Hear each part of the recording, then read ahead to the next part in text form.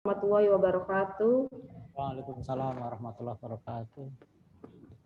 Sebelumnya saya ucapkan selamat datang kepada pemateri kita pada sore hari ini, Bapak Dr. Andus Tafsir MAG. Tak lupa juga, alhamdulillah puji syukur juga kepada Allah Subhanahu wa taala kita masih diberikan kesehatan dan kesempatan untuk mengikuti materi pada sore hari ini. Sebelumnya Bapak, mohon maaf kalau pesertanya segini karena beberapa peserta bentrok dengan kuliahnya Bapak. Jadi masih ada yang memprioritaskan kuliah begitu. Baik, langsung saja materi kita pada sore hari ini adalah dakwah kultural Muhammadiyah yang akan disampaikan oleh Bapak Dr. Andus Haji Tafsir MAG selaku Ketua Umum PWM Jawa Tengah. Kepada beliau saya persilakan. Assalamualaikum warahmatullahi wabarakatuh. Alhamdulillahilladzi hadzana li hadza wa ma kunna nahtadiya laula an hadanallah. Asyhadu an la ilaha illallah wa la syarikalah wa asyhadu anna Muhammadan abduhu wa rasuluh. Allahumma shalli wa sallim ala nabiyyina Muhammadin wa ala alihi wa sahbihi ajmain amma. Segenap pimpinan maupun anggota aktivis CMM di Bantul yang saya cintai dan saya banggakan, alhamdulillah kita bisa bertemu di majelis taklim yang mulia ini. Mudah-mudahan apalagi di bulan Ramadan, sekalipun lewat Zoom tidak mengurangi semangat kita dalam qiyam Ramadan dengan kajian yang pada sore hari ini mengambil tema tentang dakwah kultural Muhammadiyah. Salawat dan salam semoga selalu terlimpahkan kepada junjungan kita Nabi besar Muhammad Sallallahu Alaihi Wasallam yang selalu kita jadikan sebagai uswah hasanah dalam kehidupan kita sehari-hari. Saudara-saudara yang saya cintai dan saya banggakan, Muhammadiyah sadar sekalipun rumusan tasdid Muhammadiyah adalah rujuk ilal Quran wa sunnah, kembali Quran dan kembali kepada Al-Quran dan sunnah, tetapi Muhammadiyah juga sadar bahwa mengembangkan Islam, dakwah itu nggak mungkin bisa mengabaikan kultur atau budaya masyarakat objek dakwah. Sehingga ketika kita bicara Islam di Indonesia tidak mungkin mengabaikan kultur keindonesiaan, karena kultur adalah bagian dari penentu keberhasilan dakwah. Nabi Muhammad Sallallahu Alaihi Wasallam cukup waktu hanya dengan 20 tahunan bisa melakukan islamisasi di Jazirah Arab, yang orang menyebut sering dengan angka yang mudah dihafal.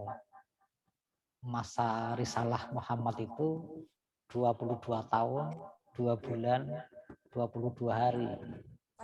Artinya kurang dari 23 tahun. 13 tahun di Mekah, 10 tahun di Madinah. Hanya dengan kurun kira-kira 20 tahunan, Nabi Muhammad Sallallahu Alaihi Wasallam sudah bisa melakukan islamisasi secara tuntas di Jazirah Arab, sehingga seolah identik Arab adalah Islam, Islam adalah Arab. Sebagaimana yang juga dilakukan oleh para wali songo yang bisa mengislamkan tanah Jawa atau bahkan Nusantara, sehingga Jawa yang tadinya Buddha dan kejawen bisa berubah masyarakatnya mengaku sebagai Muslim. Bahkan sampai ada ungkapan Islam adalah Jawa, Jawa adalah Islam. Walaupun keislaman mereka masih belum sempurna, tetapi pengakuan Jawa adalah Islam, Islam adalah Jawa, itu sebuah strategi politik dakwah dengan keberhasilan yang luar biasa, yang tidak mudah untuk dilakukan.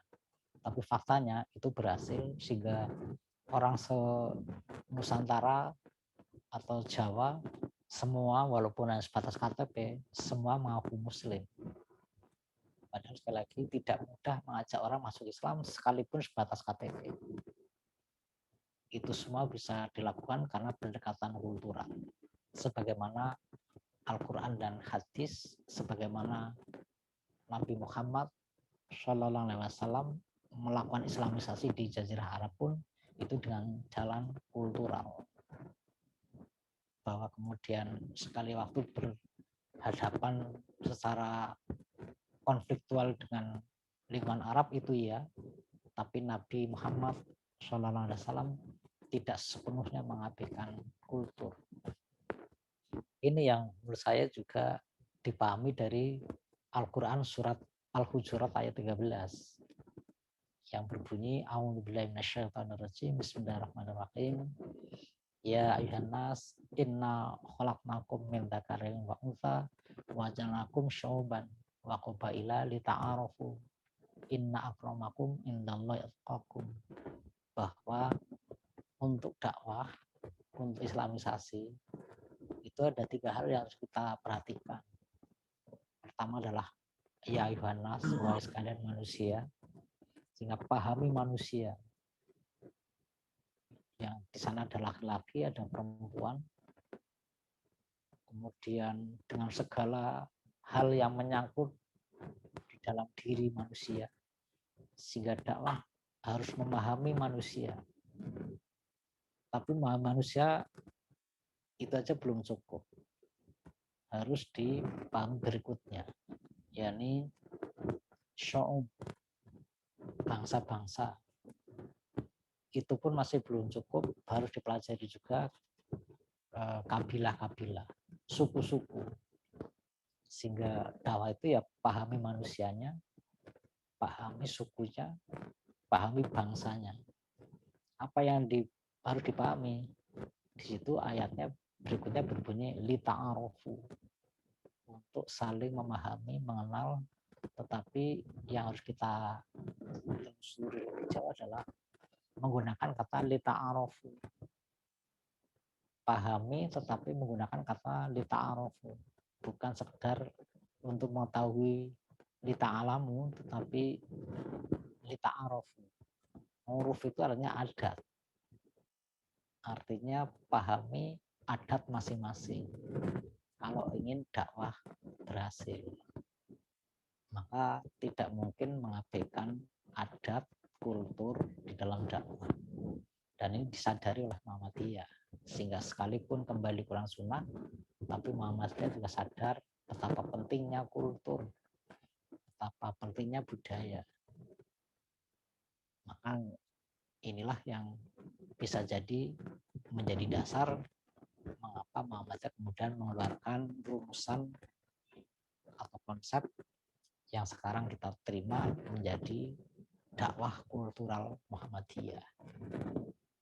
Bahkan ada 3 dokumen ideologi Muhammadiyah yang mengatur hubungan Muhammadiyah dan budaya serta seni.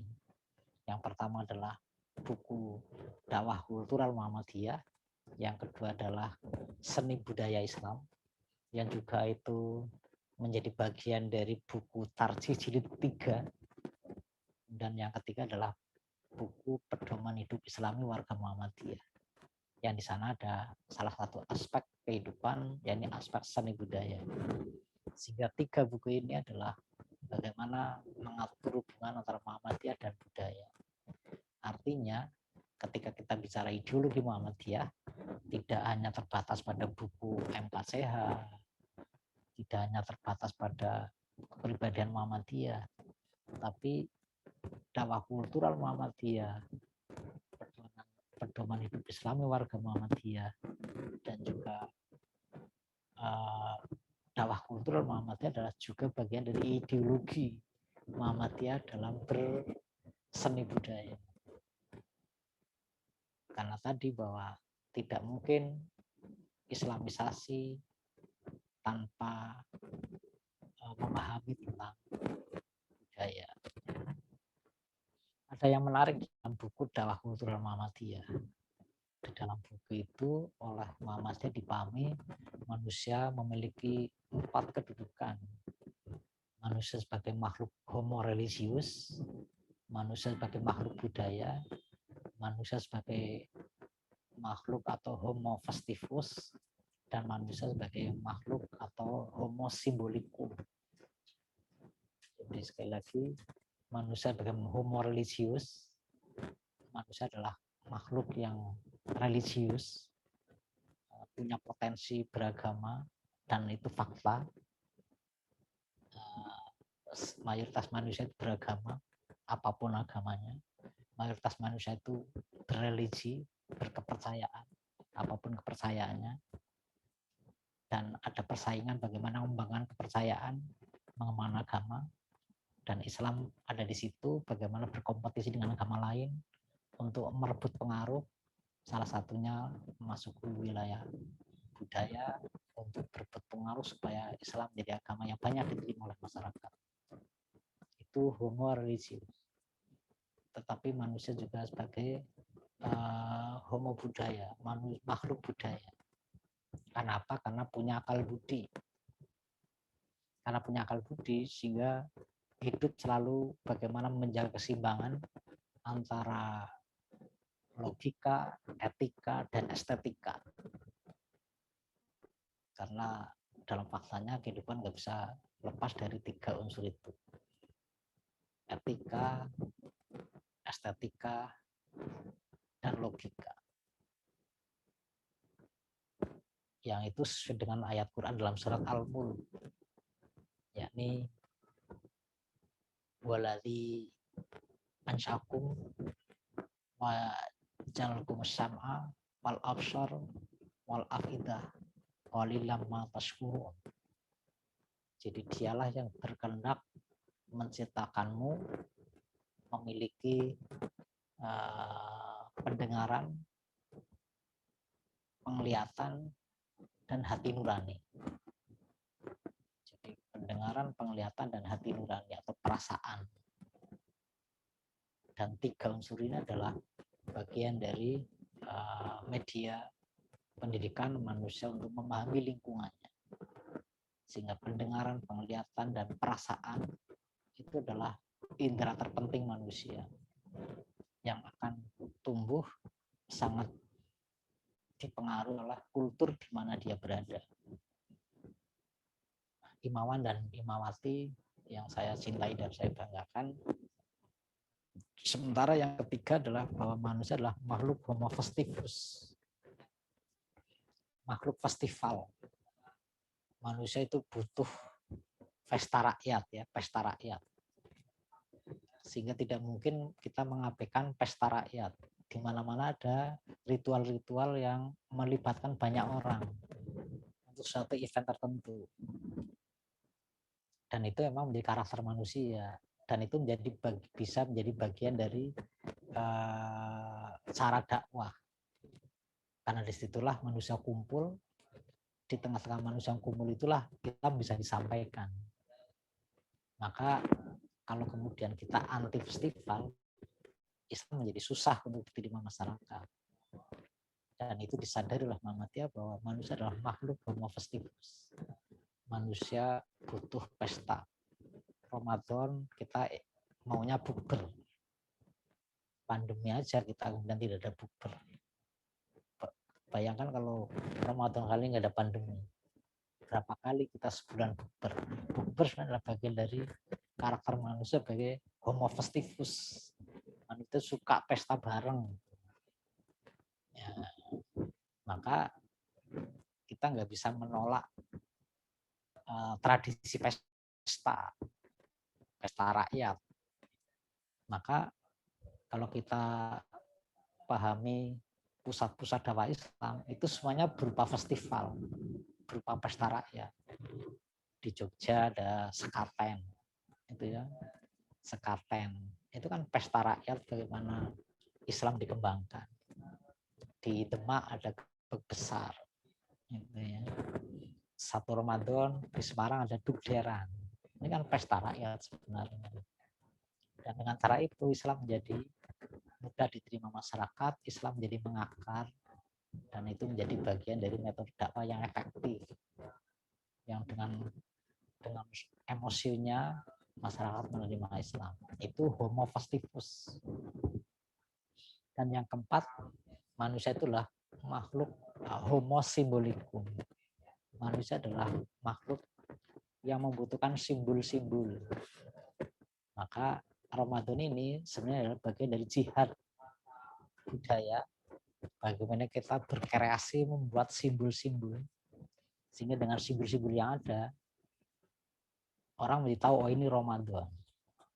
Maka simbol adalah bagian dari cara baliwani walau ayat. Sampaikan walaupun hanya satu ayat. Sehingga dari kata baliwani muncul kata baliho. Ya.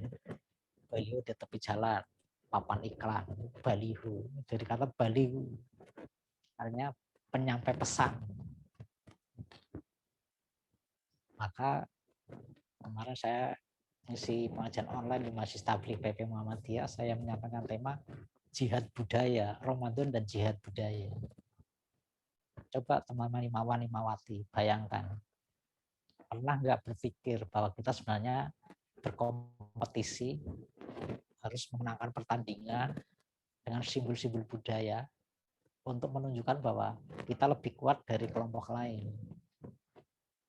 Kita mungkin pernah membayangkan bagaimana seandainya Ramadan, Syawal, kalah semarak dengan Desember. Memasuki bulan Ramadan, Syawal, kalah semarak dengan Imlek. Kalau itu terjadi, artinya kita mengalami kekalahan perang simbol. Yang dari sebenarnya kita menunjukkan bahwa di sana banyak orang Islam, buktinya simbol-simbol yang muncul sedemikian banyaknya, semaraknya dan meriahnya. Maka di sini sebagai bagian dari dakwah kultural, anak-anak muda Muhammadiyah imawan imawati harus kreatif membuat simbol-simbol. Ulama kita terdahulu, tokoh-tokoh masyarakat, mbah-mbah nenek moyang kita dulu sudah sangat kreatif membangun simbol-simbol. Begitu Ramadan, apa simbol yang muncul? Ketupat dan beduk. Sehingga di supermarket, di tempat-tempat publik itu selalu muncul ketupat dan beduk. Logo-logo, simbol-simbol, gambar-gambar ketupat dan beduk. Inilah kreativitas umat untuk menyemarakkan, oh ini Ramadan. Sehingga ketupat dan beduk adalah sebagai baliho, menyampai pesan ini Ramadan. Kenapa kok kemudian ulama dulu menghasilkan simbol ketupat dan beduk? Ya karena ketupat itu simbol makanan, beduk simbol kesenian. Makanan dan kesenian adalah dua alat dakwah yang efektif di tanah Jawa atau Nusantara. Masyarakat dikumpulkan dengan kesenian, dengan wayang kulit, dengan ketoprak, dengan kuda lumping, dulu kan, ya dengan musik kesenian-kesenian itu mereka kumpul. Nah, begitu kumpul, biar lebih tenang, diberi makan. Makan baru diceramai tentang Islam. Jadilah mereka Islam. Inilah ketupat beduk, satu simbol makanan, satu simbol kesenian. Sebagai dua alat dakwah kultural yang efektif. Persoalannya, jauh mana sekarang anak-anak muda, imawan, imawati, berkreasi membangun simbol-simbol untuk menyampaikan pesan ini loh Ramadan. Jangan malah kita nggak pernah peduli bahwa ketupat beduk adalah sebuah kreativitas budaya di tengah-tengah jihad budaya, di mana agama lain bisa lebih semarak daripada Islam. Seandainya Ramadan kalah semarak, Syawal Idul Fitri kalah semarak dengan Imlek, dengan Desember, artinya kita mengalami kekalahan kultural dalam jihad membuat simbol-simbol. Maka saya harapkan coba umat beragama, umat Islam kreatif membuat simbol-simbol budaya yang dari simbol itu sebenarnya termuat pesan bahwa inilah bulan Ramadan, inilah Syawal sebagai bagian dari ajaran Islam. Di mana simbol itu di sana ada nilai seni, ada keindahan yang menarik masyarakat, yang membuat suasana menjadi meriah, suasana menjadi gembira. Dan itulah dakwah yang menggembirakan. Karena tadi estetika menjadi penting. Hati juga menyebut innallaha jamilun yuhibbul jamal. Allah itu maha indah dan mencintai yang indah. Simbol adalah bagian dari keindahan. Kalau kita kreatif membuatnya. Indah, meriah, dan menggembirakan. Itu ada pada simbol-simbol. 2 tahun yang lalu kalau nggak salah, Majelis Ulama Indonesia membuat fatwa haram terhadap orang Islam yang menggunakan simbol-simbol Kristen seperti pakaian Sinterklas ketika bulan Desember itu. Kalau kita tanya pada gereja bagaimana mereka menanggapi fatwa MUI tentang pengharaman simbol-simbol atau atribut Kristen, mereka mengatakan silahkan, nggak masalah dengan fatwa haram itu. Karena apa? Apa yang ada seperti pohon Natal, lilin, kemudian baju Sinterklas itu bukan ajaran Kristen, tapi kreativitas orang Kristen untuk menyemarakkan Natal. Persoalannya, coba sejauh mana kreativitas imawan dan imawati untuk menyambut Ramadan, untuk menyambut Idul Fitri di dalam kreatif membuat simbol-simbol jika membuat bulan Ramadan menjadi meriah, semarak, menggembirakan. Sejauh mana anak-anak muda yang imawan imawati membuat kreativitas simbol-simbol Idul Fitri sehingga Idul Fitri menjadi semarak, meriah, dan menggembirakan.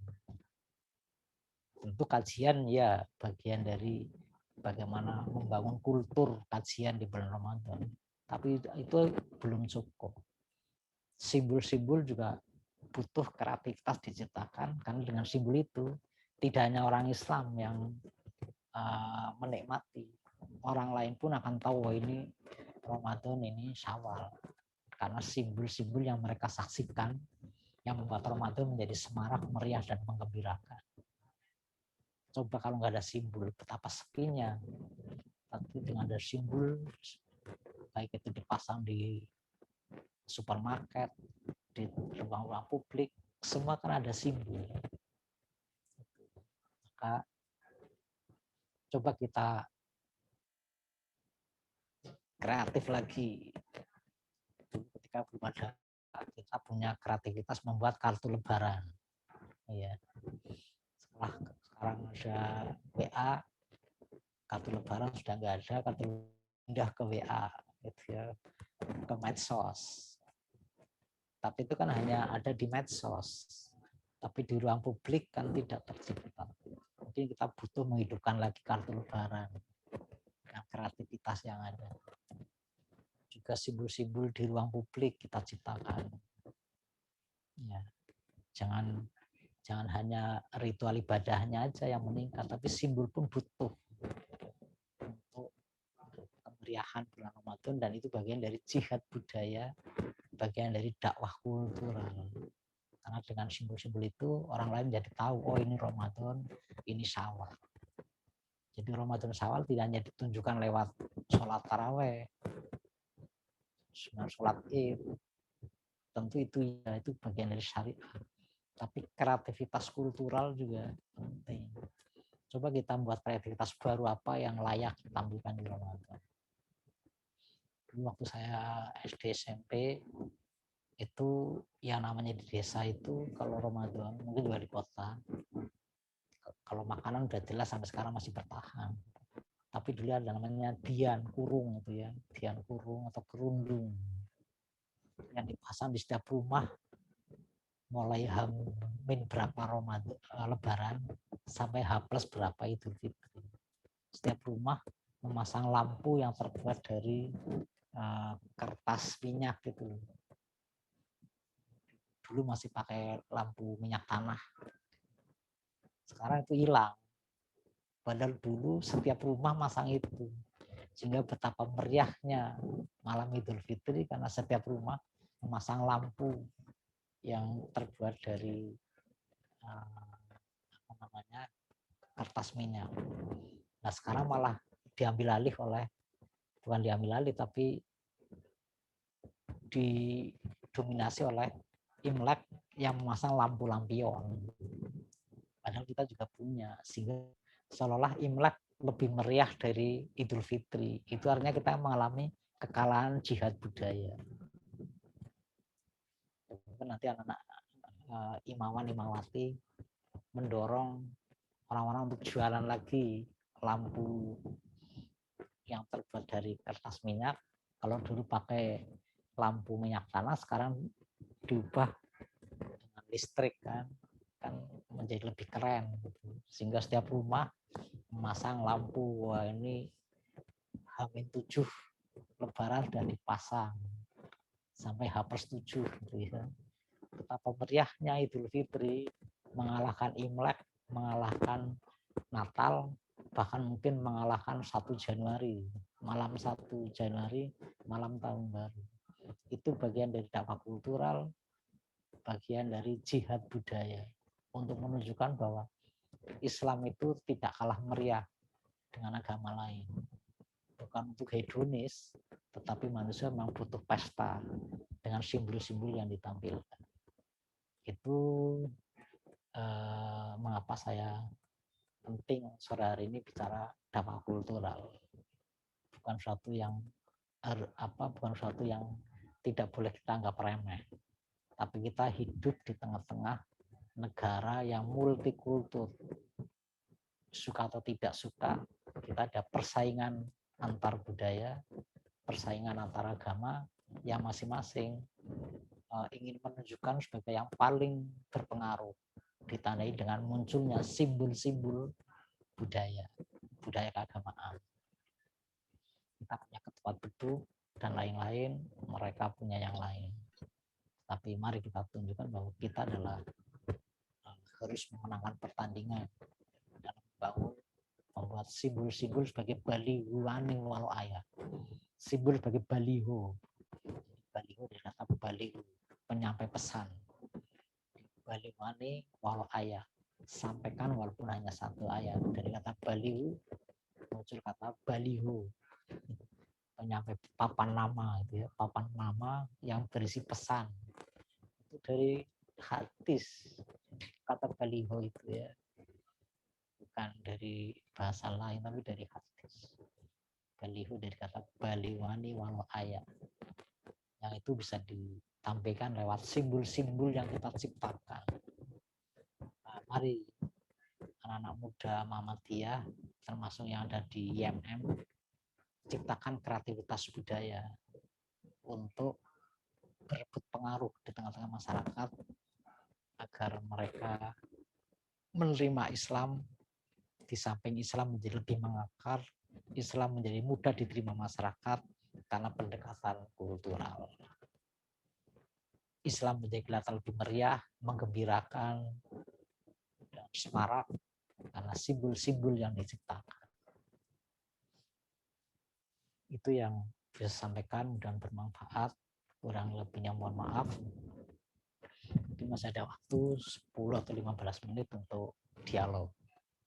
Karena belum maghrib kan ini masih ada waktu berapa menit. Terima kasih. Kurang lebihnya maaf. Assalamualaikum warahmatullahi wabarakatuh. Waalaikumsalam warahmatullahi wabarakatuh. Terima kasih kepada Bapak Tafsir atas pemaparan materinya. Sebelum masih ada beberapa waktu sebelum masuk waktu berbuka puasa, mungkin dari teman-teman peserta ada yang ingin bertanya. Dipersilakan.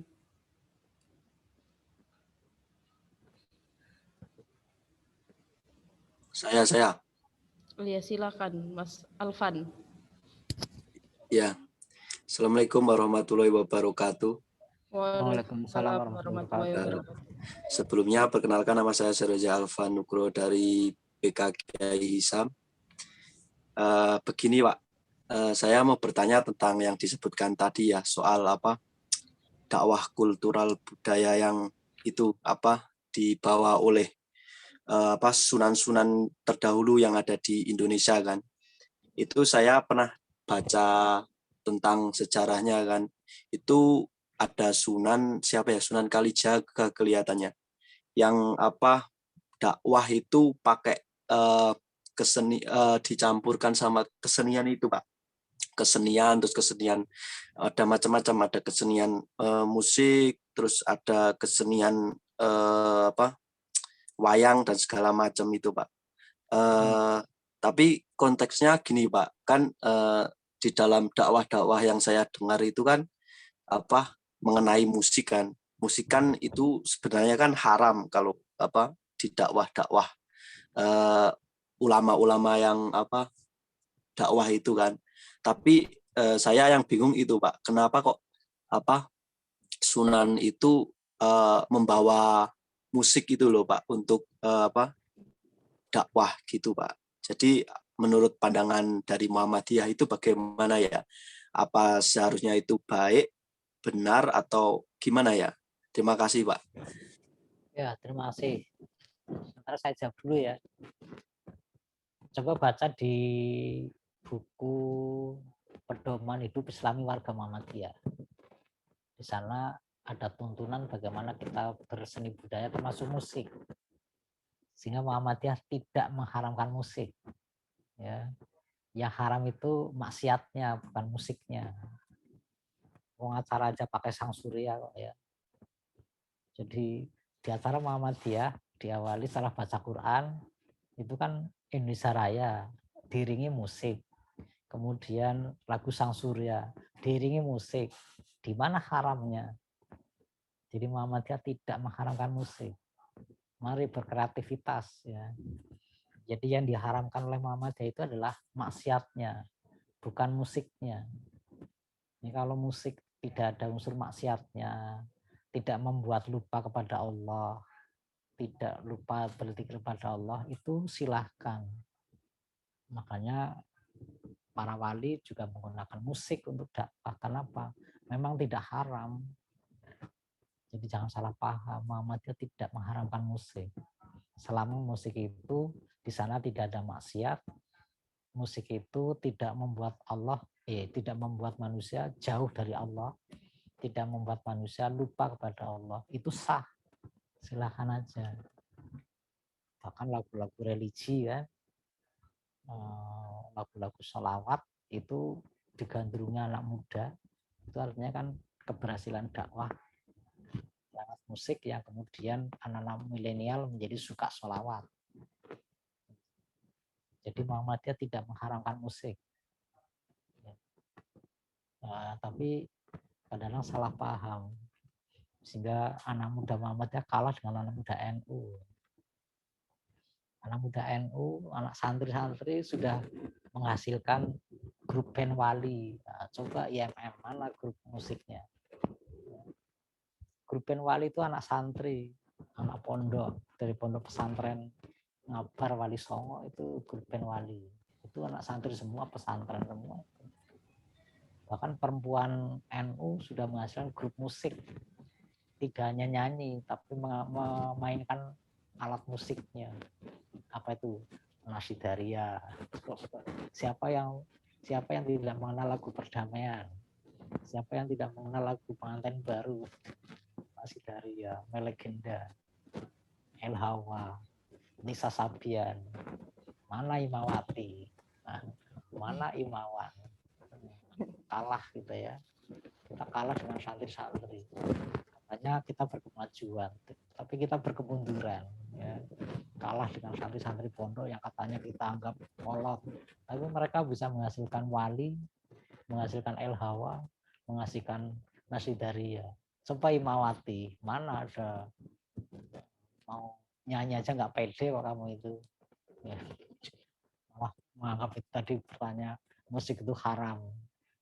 Coba baca di buku Pedoman Hidup Islami Warga Muhammadiyah, baca seni budaya Islam, baca Tarjih jilid 3. Di sana jelas bagaimana warga Muhammadiyah berkesenian termasuk musik. Ya. Apalagi sekolah-sekolah Muhammadiyah yang favorit itu punya drum band. Apa drum band bukan grup musik? Musik lah. Emangnya drum band bukan musik. Apalagi Muhammadiyah punya memulai lagu Indonesia Raya pakai musik, iringan, Sang Surya. Apalagi Sang Surya, iramanya aja itu diambil lagunya Fairuz, penyanyi legendaris Arab Libanon. Tapi Fairuz itu beragama Kristen. Jadi Fairuz itu Arab Kristen yang menyanyikan lagu Antini, yang iramanya kemudian persis lagu Sang Surya. Siapa yang plagiat? Fairuz atau Muhammadiyah? Coba nanti kamu cari di YouTube ya. Kamu buka di YouTube nanti. Fairuz gitu. Fairuz ambil lagunya yang berjudul Antini. Bandingkan dengan lagu Sang Surya, persis itu iramanya. Ya, itu lagu. Jadi Fairuz itu penyanyi legendaris Arab, tapi dia Kristen, Arab Kristen. Lagunya Antini itu persis Sang Surya iramanya. Ya mungkin Pak Jarnawi selaku pencipta lagu Sang Surya mungkin dulu memang mengidolakan Fairuz gitu. Sehingga lalu menciptakan lagu Sang Surya dengan irama yang ada dalam lagunya Fairuz. Ya, jadi Muhammadiyah tidak mengharamkan musik ya Mas ya. Silakan saudara bermain musik. Asal jangan maksiat, jangan jauh dari Allah, jangan lupa kepada Allah. Ya, itu. Ada yang saya tanyakan lagi, Pak. Boleh, silakan. Kalau misal kita bermusik kan, misal musik, akan tetapi itu teman-teman kita melakukan maksiat, Pak, tapi kitanya itu nggak mau loh gitu.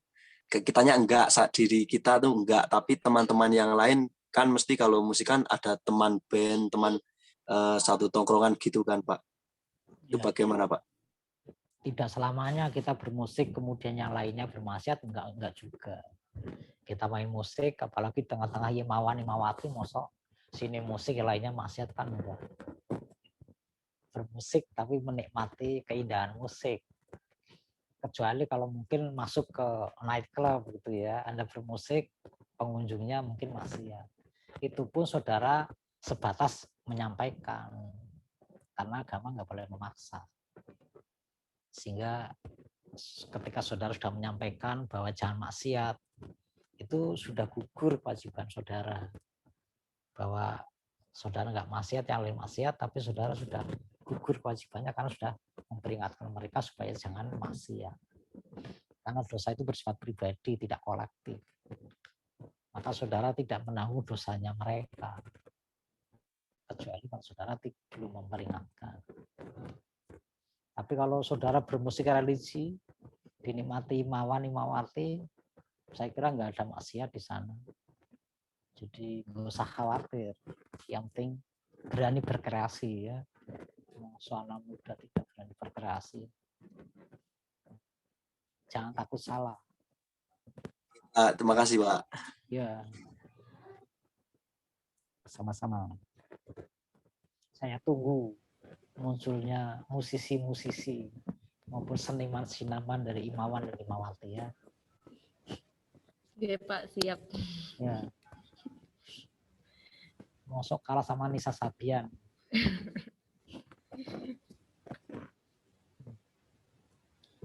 Baik, karena udah hampir masuk waktu berbuka ya Pak, mungkin boleh. Kita akan sudahi saja dulu. Bila ada pertanyaan dari teman-teman peserta akan disampaikan lewat WA ya Bapak ya. Boleh. Baik, mungkin sebelum ditutup ada beberapa closing statement dari Bapak pemateri. Baik, terima kasih. Jadi sekalipun Muhammadiyah jargonnya Al-Quran dan Sunnah, tetapi menyampaikan Quran Sunnah kepada masyarakat tidak mungkin mengabaikan kultur di mana Quran dan Sunnah itu akan kita sampaikan. Maka tidak mungkin dakwah mengabaikan kultur. Itulah yang kemudian Muhammadiyah sadar dan membuat rumusan yang namanya dakwah kultural Muhammadiyah. Maka mari kita jihad kultural, jihad budaya, tidak hanya jihad politik, jihad konstitusi, tapi jihad budaya, jihad kultural juga penting. Terima kasih. Wassalamualaikum warahmatullahi wabarakatuh. Waalaikumsalam warahmatullahi wabarakatuh. Baik teman-teman, itu tadi materi kita pada sore hari ini. Kepada teman-teman bisa persiapan berbuka. Terima kasih juga kepada Bapak Dr. Andus Haji Tafsir MAG selaku pemateri kita pada sore hari ini. Saya selaku moderator pamit undur diri. Billahi fisabilillah fastabiqul khairat. Wassalamualaikum warahmatullahi wabarakatuh. Waalaikumsalam warahmatullahi wabarakatuh. Monggo Bapak kalau ingin meninggalkan forum. Baik, terima kasih. Terima kasih Bapak.